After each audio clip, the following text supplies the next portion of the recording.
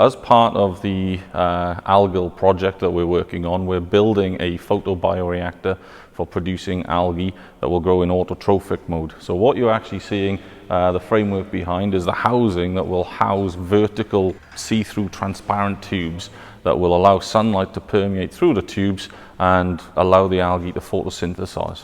We have all the materials that we need to do the construction process in place. So as you can see here now from this particular frame, it's a little bit like a Meccano set now, so we have to assemble all the components and put them together. So what you can see here is one module, if you want to call it this, of which we're going to be building 8. And just in the distance on the right hand side there, you can see some large plastic tanks.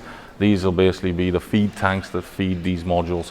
So each of the 8 modules will be in series, which means each one is connected together, and that will form essentially a 5,000 litre photobioreactor. So the idea here is we're going to build 2 of the modules that you can see behind you in their entirety.